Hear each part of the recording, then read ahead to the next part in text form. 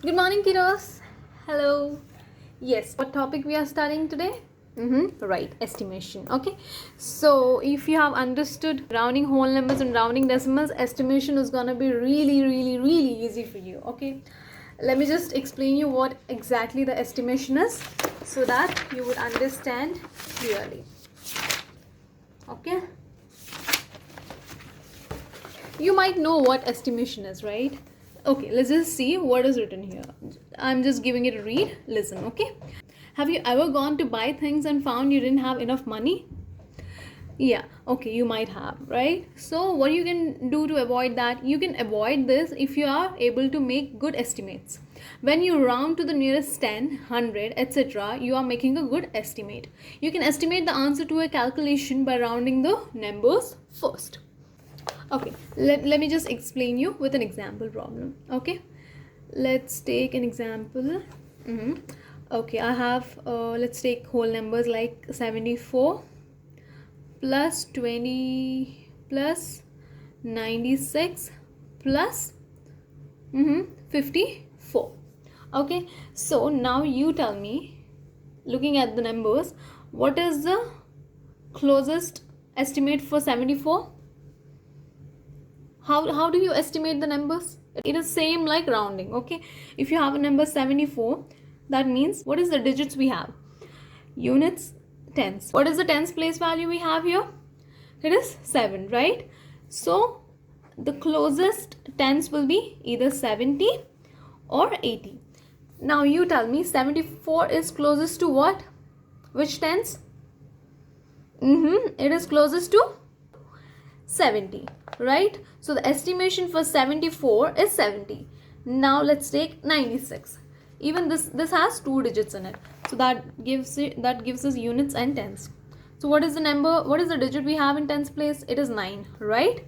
So the tens we have here are 90s and 100.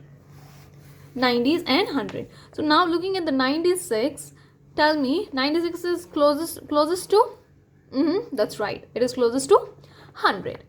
Now what is the other number we have? 54, right? Now looking at 54, just tell me what is the place value of tens. It is 5, right?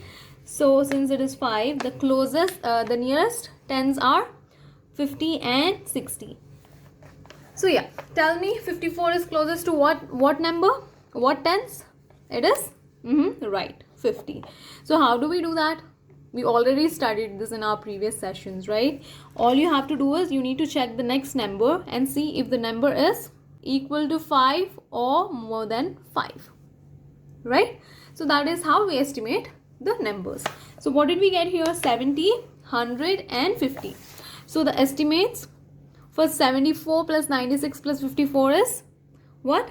For 74 it is 70, for 96 it is 100, plus for 54 is, for 54 it is, that's right, 50. Yeah.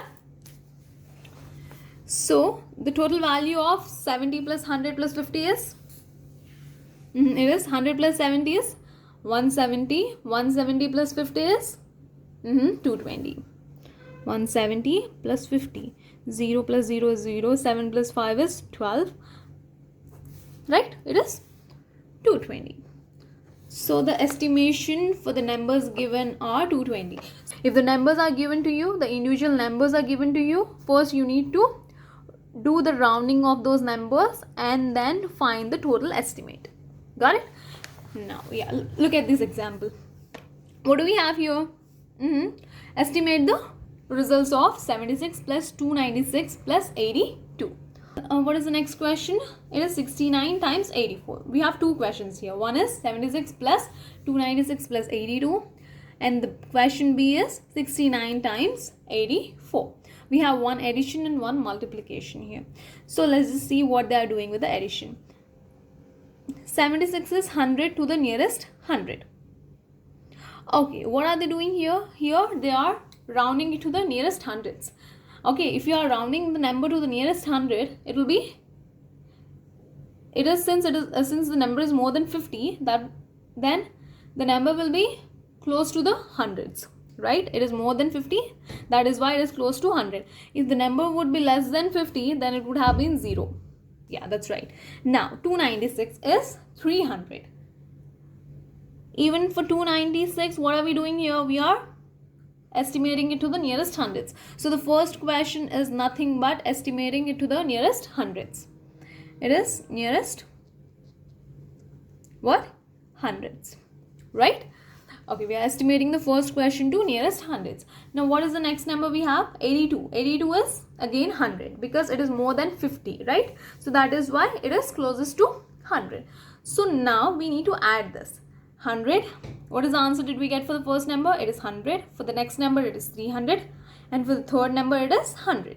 So when you add all these three numbers, what did they get? It is 500.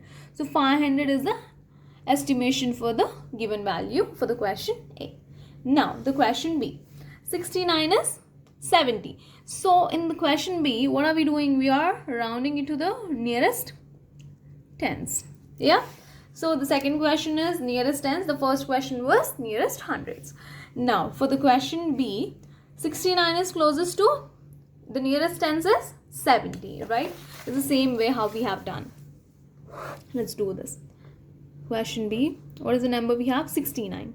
What is the place value of tens? This is the tens place value, right? So what digit do we see tens place value? It is 6. So what are the closest tens for 6? It is 60 and 70. Now looking at the number 69, you tell me 69 is closest to 60 or 70? That's right. It is closest to 70 because 69 is just one digit away from one digit less than 70, right? That is why 69 is closest to 70. Now the next number we have here is 84 in the same question. Okay, it is 84. For 84, what is the digit we have in tens place? It is 8. So 84 is the closest tens for 84 is the tens for 84 is 80 and 90. Now look at 84 and tell me 84 is closest to which number, which tens? Right, it is 80 because the units place value is less than 5, right? That is why the answer is 80. Now the rounding for 69 and 84 is 70 times 80. Got it? We need to multiply. The second question was multiplication, right? See, look here. The second question was what? It was multiplication. 69 times 84. So when we have done the rounding estimations for 69 and 84, we got 70 and 80. So now we need to multiply 70 and 80. Yeah, here's a little trick. You don't have to multiply 70 and 80 with the zeros. Okay, you do not have to multiply two digits of this multiplication. You can ignore the zeros and only multiply the tens place values, which is 7 and 8. What is 7 eighths are? That's right. 7 eighths is 56. And how many zeros do we have here? For 70 there is 1 0. For 80 there is 1 0. So total of 2 zeros we have. That will go in the answer. That's it. 5600 is the answer. 5600 is the estimation for 69 times 84. Understood? This is how we do it. So yeah, let's start with the exercise questions. Okay, in the question 1, he's asking us to make good estimates for these calculations, right? So what is the question? What type of questions we have here? So we have 2 additions, 2 subtractions, a multiplication and a division. So first thing, you need to concentrate on the individual numbers what we have here. So yeah, just let me do one question from addition and one question from subtraction. So let's start with question A. So it is 58 plus 94 plus 86, right? So the first number is 58. So now looking at 58, just tell me 58 is closest to what tens? It is closest to, that's right, it is closest to 60s, right? And 94 is closest to, it is closest to, that's right, it is closest to 90 because the first digit what we have, that is less than 5. That is why this is closest to 90. And the third digit, the last number what we have is 86, right? So 86 is closest to now 80 or 90. That's right. It is closest to 90. Paco, so it is closest to 90. So we got the roundings of the numbers. Now the second step what we have to do is, since the question is asked in terms of addition, now we need to add all these numbers which are rounded. Okay, what is 90 plus 90 plus 60? When you add, it is 0 plus 0 plus 0 is 0. 9 plus 9 is 18. 18 plus 6 is that's right, 24. The answer for 60 plus 90 plus 90 is 240. 240 is the estimation for the first question. I did the question A. I want you to solve the question B. I'll do a question from subtraction 2. I'll do D1. What is the question D? 1124 minus 919. So here we have a subtraction. It doesn't matter what type of question is given. Okay, all you need to concentrate on the numbers.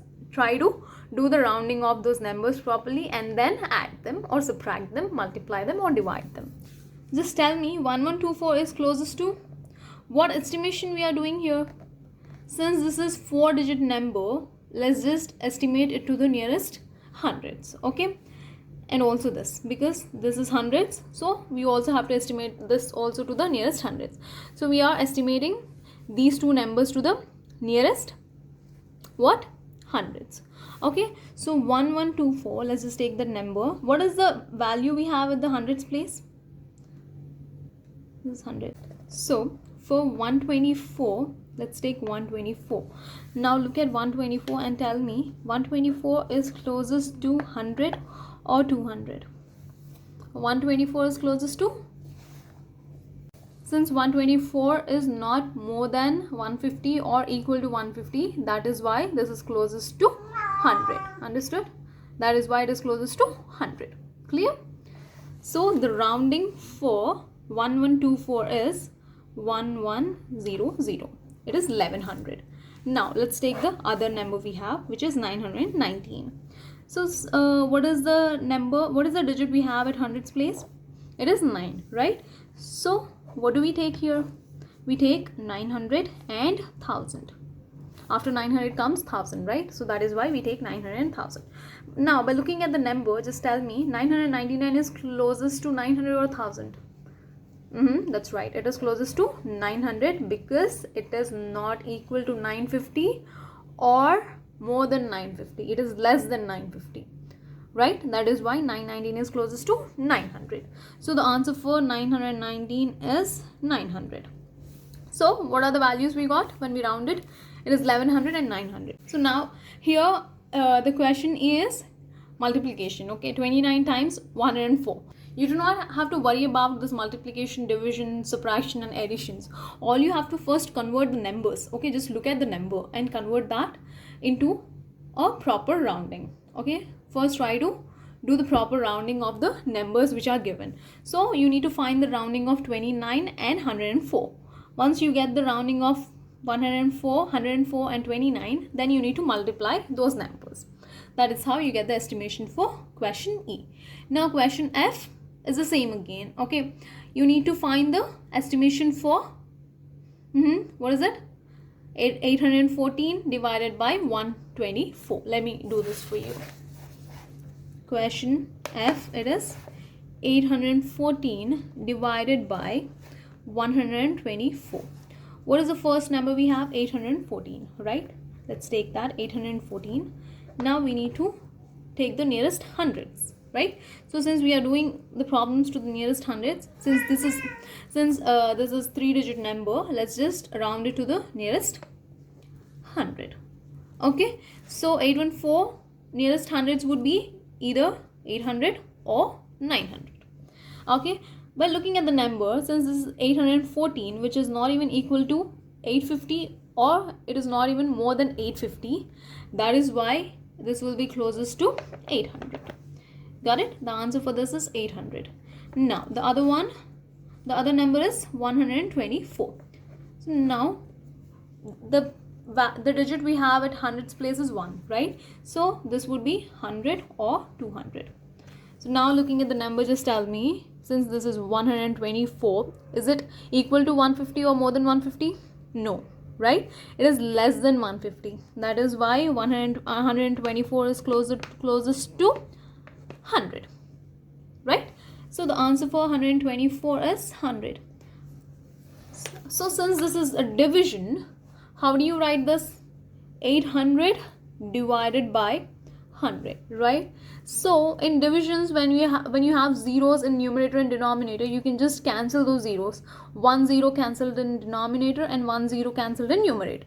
The second 0 cancelled in denominator, the second 0 cancelled in numerator. So the answer we have, the final answer, simplified answer we got is 8 by 1. Any fraction with a denominator 1 can be written as just 8.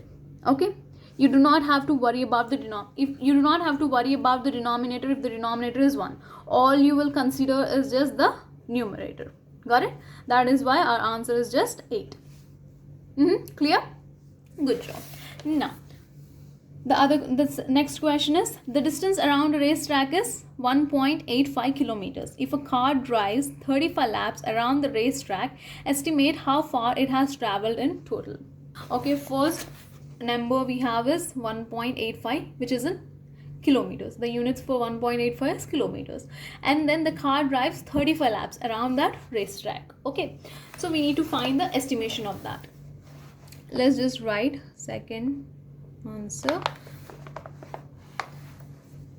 The distance, what is our first statement? The distance of a racetrack equals 1.85 kilometers. So what is the estimation for 1.85? What is the rounding for 1.85 kilometers? 1.85 is closer to 1 kilometer or 2 kilometer. Since the first decimal place value is more than 0.5, that is why it is closest to 2 kilometers. Okay, so the answer for this is 2 kilometers. Now the next statement what we write is, if a car drives 35 laps around the racetrack, a car drives equals 35 laps, right? So all we need to do the estimation for the distance, not for the laps, because the laps are the exact value which is given, which are 35, right? So how many kilometers did we consider here after rounding? 2 kilometers, right? So we multiply 35 with 2. That gives us 2 5s are right, that is 10. 2 3s are 6, and it is 7. So a car drives how many kilometers? It drives 70 kilometers in total, right? Good job. Okay, what is the third question we have here? A shirt costs $79.55. Alan wishes to buy 14 such shirts. He has $1,000. Does he have enough money? So we just need to find out if he has enough money to buy those 14 shirts or not. First we need to round $79.55. Third answer is, a shirt costs equals $79.55, right? What is the closest value? What is the rounding for $79.55? Since we have in the tens place, units and tens, right? In the tens place we have 7, right? So the closest tens will be 70 and 80. So what is the units digit we have? 9. So it is more than 5. So $79.55 is closest to $80. So the answer for this would be, the rounded value for $79.55 would be $80. Now multiply $80 with how many shirts he want? He wants 14 shirts, right? Multiply 18 times 14. Yeah, do the multiplication. You do not have to consider 0, just multiply 14 times 8 and then you can add the 0 in the result. So 14 times 8. 8 4s are 32. 8 1s are 8, 9, 10, 11. So 112 with a 0. That gives us how much? $1,120.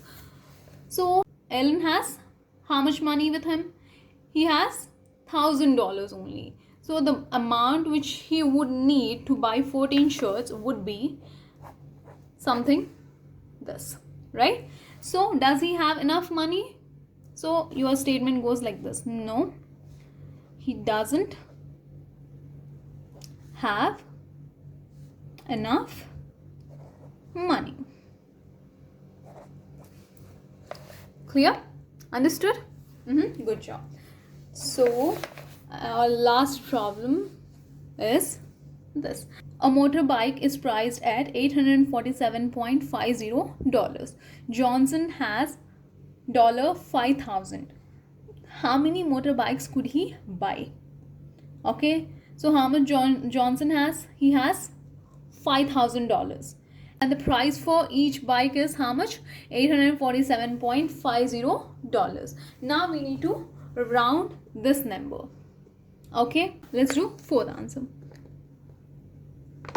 What is the first sentence we can write? It would be the cost or price of a motorbike equals how much? $847.50. Okay, what is the rounding for $847.50? It is look at the hundreds place value. It is 8, right? So the closest